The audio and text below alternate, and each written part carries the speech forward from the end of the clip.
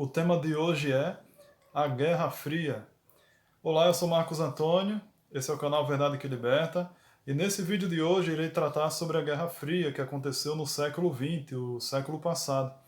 E esse tema eu escolhi devido ao estágio que estou realizando e como a pandemia está ainda em andamento, então nós não podemos ir às escolas para fazer as aulas. Então a forma que nós temos de realizar o estágio é de fazer online aqui pelo YouTube, tá? Então esse tema foi eu mesmo que escolhi, eu faço licenciatura em História pela Faculdade Uninter e convido você então a estar assistindo esse vídeo e se você ainda não é inscrito, se inscreve no canal e ativa o sininho, tá bom? Bom, então o que foi a Guerra Fria? Foi o mundo bipolarizado. Após a Segunda Guerra Mundial, assim que terminou, você tem agora duas superpotências lutando pela hegemonia mundial. Você tem de um lado os Estados Unidos da América, capitalista, e do outro lado você tem a União das Repúblicas Socialistas Soviéticas, do lado do Bloco Socialista. Então você tem aqui dois países antagônicos brigando pelo poder civil, militar, político, também no campo da ciência. Esses dois países agora vão travar uma batalha fria, uma guerra fria. Por que o nome Guerra Fria? Não houve um combate direto no campo de batalha entre esses dois países. Então se dá o nome de Guerra Fria pelo fato de que eles entraram numa guerra, porém não belicamente, né? Mas sim, como eu disse antes, no campo da ciência, da política e da economia. Então tudo começou através da Segunda Guerra Mundial, quando esta terminou em 1945. E a Guerra Fria começou a ter lugar na história. Então você tem o início da Guerra Fria, na prática, com a União Soviética invadindo a Alemanha nazista. A Alemanha havia perdido para a União Soviética na Segunda Guerra Mundial. E também os Estados Unidos, que lançou a bomba de Hiroshima e Nagasaki no Japão, bomba atômica essa que devastou essas duas cidades japonesas. Isso em resposta ao ataque de 1941 que o Japão fez a Pearl Harbor, que é localizado no Havaí, estado americano. E o Império Japonês queria expandir no Oceano Pacífico o seu império e os Estados Unidos era visto como um obstáculo para os japoneses. Por isso, mandou a Força Aérea para lá, lançaram mísseis e dos 8 navios de guerra que os Estados Unidos tinha ali no Havaí, 4 deles chegaram a naufragar. E como resposta ali, o presidente Franklin D. Roosevelt, no dia 8 de dezembro, um dia depois do atentado no Havaí, ele declarou guerra contra o Japão. E aí os Estados Unidos, então, se vê dentro da Segunda Guerra Mundial. Quando está terminando a Segunda Guerra Mundial, os Estados Unidos, 4 anos após o atentado no Havaí, eles lançaram a bomba atômica que destruiu as cidades de Hiroshima e Nagasaki. E não somente para atacar os japoneses, mas sim também para mostrar à União Soviética de que o seu poder bélico militar é mais forte e mais potente do que o próprio país socialista. Então aqui você já tem a Guerra Fria na prática dando o seu início. Então, quando terminou a Segunda Guerra Mundial, os países da Europa estavam todos eles quebrados economicamente por causa da guerra. E rodovias, ferrovias estavam agora inutilizáveis, não podia mais ter como a logística trabalhar. Então, esses países estavam agora necessitados economicamente. Os Estados Unidos, então, toma a dianteira e aí, então, o presidente Truman vem com a sua doutrina que ficou conhecida como Doutrina Truman. Essa doutrina é que se dizia de que todos os países capitalistas deveriam então impedir o avanço socialista da União Soviética, na União Soviética que ganhou força após a Segunda Guerra Mundial. Então, essa era a doutrina Truman, né? A expansão do capitalismo e o impedimento do socialismo no mundo. Daí em diante você tem agora alguns pontos importantes que você deve sempre se lembrar quando for tratar de Guerra Fria. Você tem do lado dos Estados Unidos, capitalista, ali também você tem o outro lado socialista da União Soviética. Do lado dos Estados Unidos, você vai ter ali o Plano Marshall, que foi um plano econômico de ajuda financeira dos Estados Unidos aos países do Oriente, aliás, do Ocidente da Europa, e também os Estados Unidos queria ajudar eles, né, para que eles também apoiassem ao governo capitalista, né, e aderissem ao plano capitalista norte-americano. Então esse foi o plano Marshall. Você também tem a OTAN, né, a Organização do Tratado do Atlântico Norte, foi uma aliança militar, uma organização militar que envolveu Estados Unidos, Canadá e todo o ocidente da Europa. E esses países que eram membros da OTAN, que até existe hoje a OTAN, eles, se um deles fosse atacado por algum país socialista, né, todos os países membros da OTAN deveriam entrar em cena, entrar em batalha e então combater o país que o atacou. Né? Então por isso que foi criada a OTAN, né? Também na tentativa de impedir o avanço socialista no mundo. E também você tem agora a CIA, né? que existe também até hoje, que é uma agência internacional de investigação. A CIA, né, que enviou seus detetives para todo o planeta, né, na tentativa também de investigar se alguma pessoa ali, algum líder, quem fosse, algum ator, roteirista, né, como foi o caso de Hollywood ali, muitos foram entrevistados, né, para ver se algum deles tinha algumas ideias esquerdistas, né, algumas ideias socialistas. Se assim o tivesse, então a CIA então, poderia prender e até, quem sabe, matar. Então, foi um plano de investigação que os Estados Unidos fez para inibir o socialismo dentro dos Estados Unidos e também fora dele nos países da Europa Ocidental e também no mundo no geral, né? E também você tem do lado socialista da União Soviética, você também tem, em resposta a esse plano Marshall, a OTAN e também a CIA, você tem a União Soviética também vindo com o Comecon, também, que também era um plano econômico de apoio aos países da esquerda, os países socialistas. Esses países ali como a Hungria, a Tchecoslováquia, a Ucrânia e outros mais ali do leste europeu, todos eles fizeram uma aliança para que a União Soviética então fizesse um abastecimento econômico nesses países pós Segunda Guerra Mundial. Você também tem aqui o Pacto de Varsóvia, que foi feito em 1955, em resposta à OTAN, né? Esse Pacto de Varsóvia também, em semelhança da OTAN, eram de países aliados no militarismo para também combater o capitalismo no leste europeu e também dentro da própria União Soviética, né? E também na tentativa de impedir o avanço do capitalismo no mundo. E você tem aqui também, por exemplo, o Exército Vermelho, todas as vezes que se houvesse algum país capitalista que atacasse algum país socialista, você tem aqui o Exército Vermelho da Rússia que poderia então entrar em cena e assim fazer guerra. Mas na história nunca aconteceu. Só 2 vezes na história o Exército Vermelho foi acionado, mas para combater países do bloco socialista, do próprio bloco socialista, do Pacto de Varsóvia.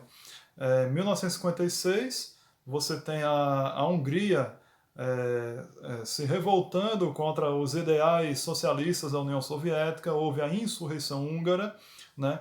A Hungria defendia um socialismo mais seletivo e não tão quanto assim a União Soviética defendia, com mais firmeza. E também em 1968 a Tchecoslováquia, né, a antiga Tchecoslováquia, que hoje é a República Tcheca e Eslováquia, também esse país se levantou contra o socialismo soviético, né? E nessas 2 oportunidades o Exército Vermelho da Rússia invadiu e então derrotou, acabou, sufocou a revolução tanto húngara, tanto tchecoslovaca ali no século XX.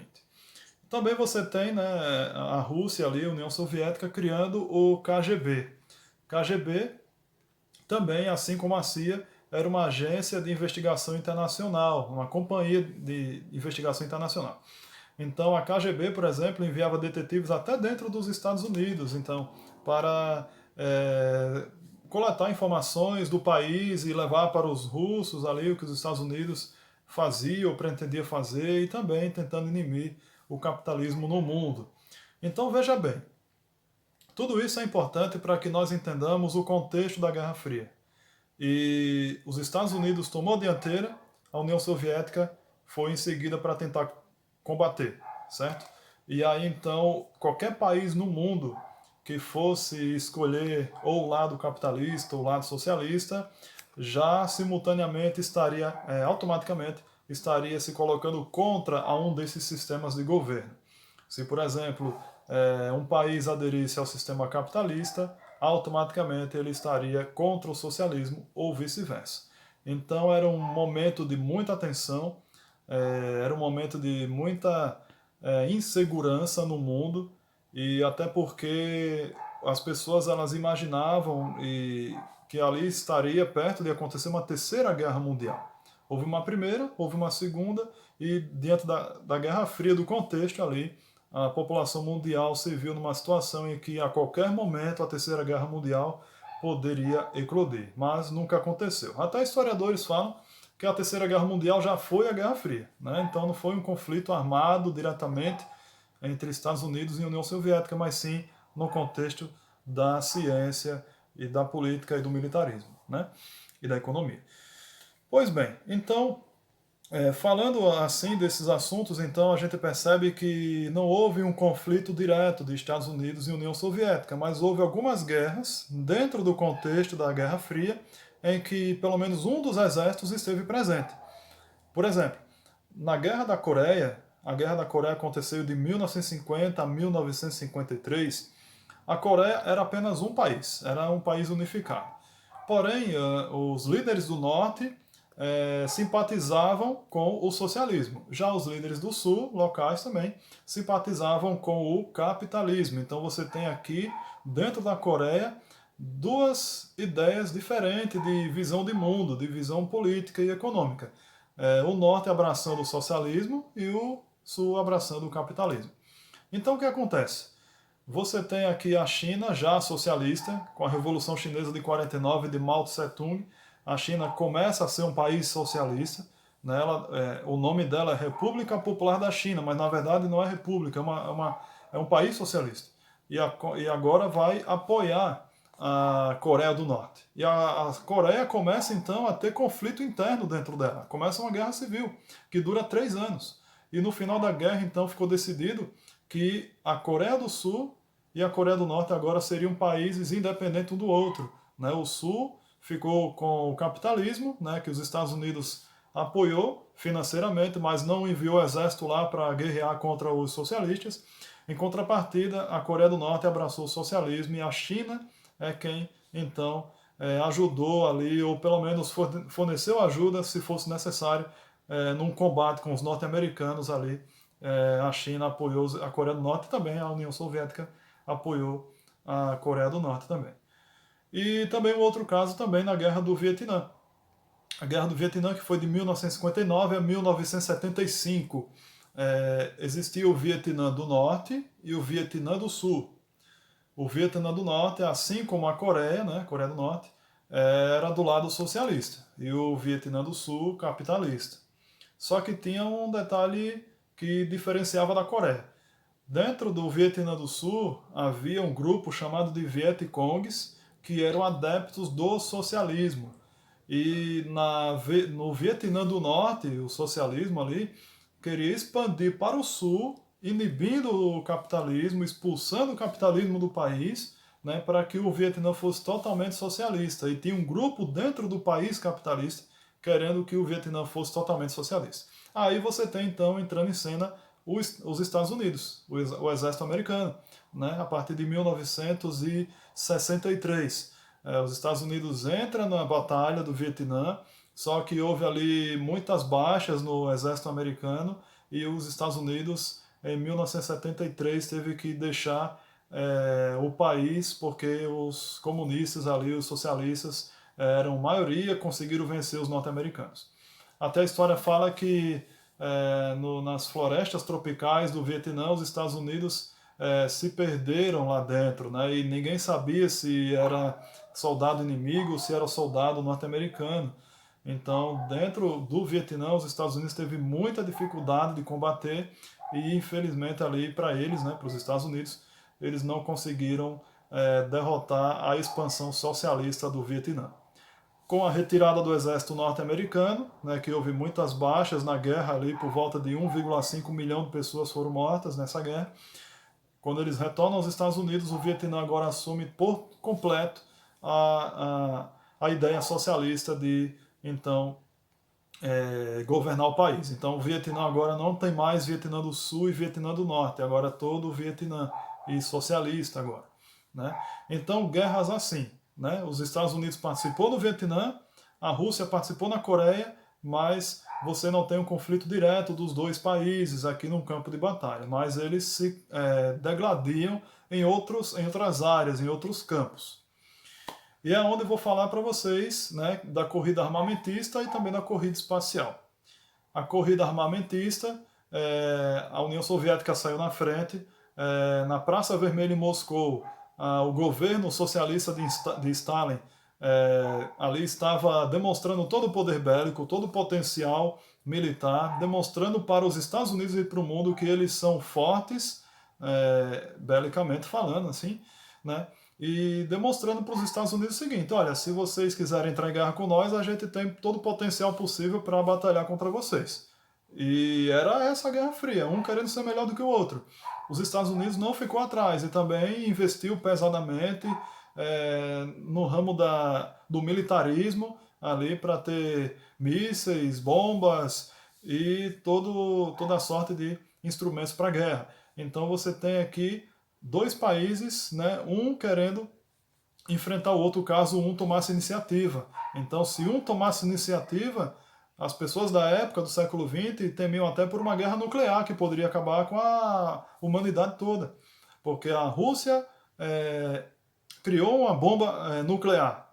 Os Estados Unidos também criou outra. Né? E a base de hidrogênio, muito pior do que aquela que os Estados Unidos jogou no Japão em 45. Então imagina, as pessoas elas temiam pelo fim do mundo, diziam até que era o apocalipse, imagina, né? O fim do mundo ali, eles imaginavam. Mas aí nunca houve a utilização dessas bombas nucleares, né? Graças a Deus. Né? E também você tem a corrida espacial. Corrida espacial, novamente, a União Soviética tomou iniciativa, ela lança 2 satélites no espaço, na órbita da Terra, ali, né? E depois você tem ali na história a famosa cachorrinha Laika, que foi enviada ao espaço também, ficou em órbita, e isso demonstra o primeiro ser vivo que foi lançado para fora da Terra, né? E depois, por último ali, Yuri Gagarin, um dos astronautas russos, foi ao espaço, e então a União Soviética com isso chegou primeiro no espaço e quis demonstrar aos norte-americanos que eles eram melhores do que o país capitalista. Aí, por outro lado, os Estados Unidos, para não ficar atrás, né, em 1969, na tribulação do foguete Apollo 11, você tem 3 norte-americanos astronautas ali, e eles foram enviados à Lua. E o primeiro a pisar na Lua foi Neil Armstrong. Né, e ali ele finca a bandeira dos Estados Unidos ali para dizer o seguinte: olha, vocês russos chegaram até o espaço, saíram da Terra. Nós, porém, chegamos na Lua. Né? Então os Estados Unidos quis demonstrar ser melhor na corrida espacial do que a Rússia, né? E tiveram um alcance maior, né? Nessa corrida espacial. Então era isso que estava acontecendo no mundo dentro do contexto da Guerra Fria. Como eu disse antes, né? O capitalismo ali ele tentou de todas as formas, a CIA, né? Ali tentou de todas as formas incentivar os países latino-americanos, principalmente, aos regimes militares, porque na América Latina houve a Revolução Cubana de 59, né?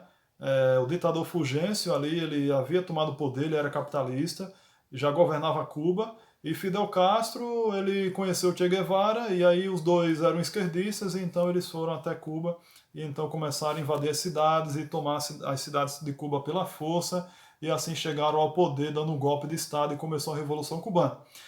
A CIA, preocupada com isso, achando que poderia isso acontecer nos outros países latino-americanos, e essa era a ideia de Che Guevara, por exemplo, então incentivou, influenciou os países como Chile, Brasil, Argentina, Uruguai, Paraguai a aderirem à ditadura militar.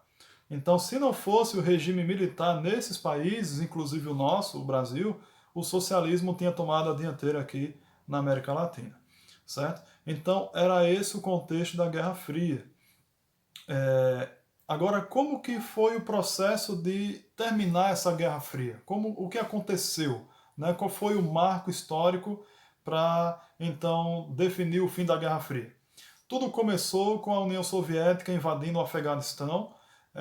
O Afeganistão vivia num conflito civil, uma guerra civil dentro do país, e a União Soviética, para tentar sanar a economia, né, porque a União Soviética já estava se quebrando, se fragmentando na economia, depois de ter disponibilizado muitos recursos para lançar o homem no espaço, a cadelinha no espaço, satélites no espaço, eles começaram a quebrar. E quando eles invadiram o Afeganistão, eles não conseguiram segurar os soldados do Exército Vermelho por muito tempo no país. E eles tiveram que regressar para a Rússia.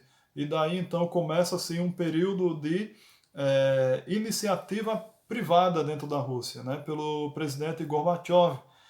Gorbachev estava vendo a economia socialista da Rússia quebrar, né, e começou a iniciativa privada e até mesmo ele começou com 2 projetos, que eu vou falar aqui os nomes, os nomes é russo, né, mas eu vou tentar aqui falar.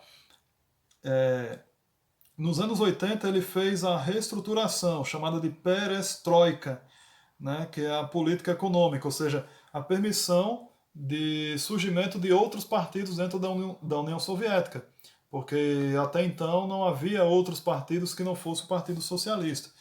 E também aqui a glasnost, né, a abertura para a liberdade de expressão na União Soviética. Até então, todo o Estado socialista, né, inclusive na União Soviética foi assim, os habitantes não tinham liberdade de expressão. Se ele fosse contra as ideias do governo local, eles poderiam sofrer represálias, poderiam ser presos, poderiam ser perseguidos, certamente, e até mortos, né? Condenados à forca, talvez. Então, não havia liberdade de expressão até no início dos anos 80 na União Soviética. Então, Gorbachev, esse novo líder da Rússia, agora permite a liberdade de expressão.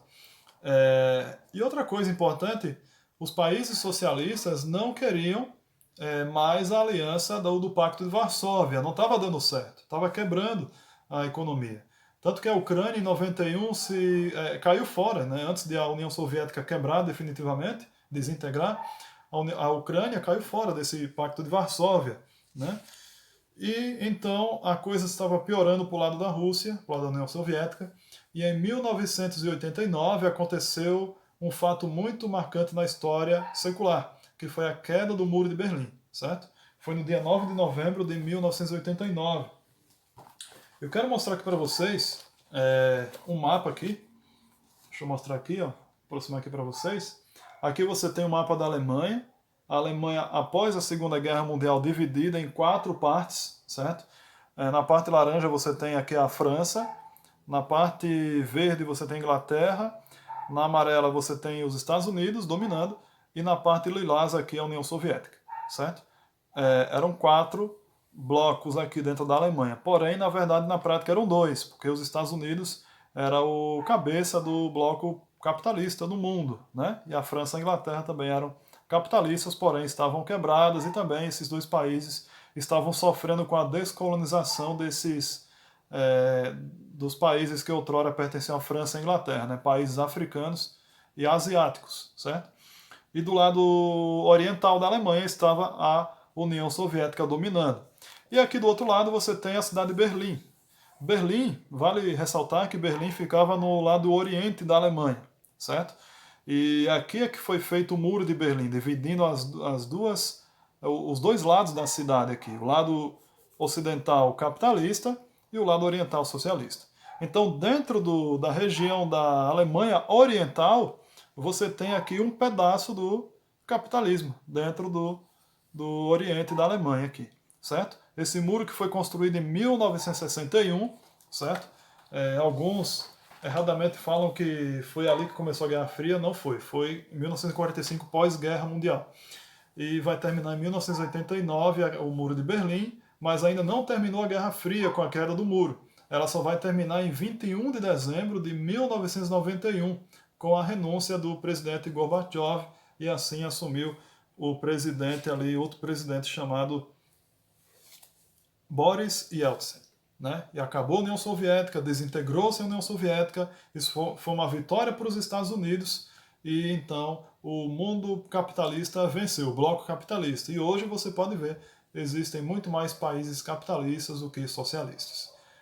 Não foi a queda do socialismo, certo? Mas foi a crise, a decadência, o declínio do bloco socialista no mundo. Mas ainda tem países como China, Coreia do Norte, Vietnã, Cuba, agora Venezuela, Argentina, países que abraçaram a ideia socialista. Eu quero aqui também uma coisa importante, quero mostrar para vocês no livro aqui, nesse livro didático aqui, História em Movimento, certo? Uma coisa importante também que eu vi aqui para compartilhar com vocês, deixa eu só abrir aqui na página. Isso aqui. Havia também uma guerra publicitária. Não sei se vocês conseguem enxergar bem.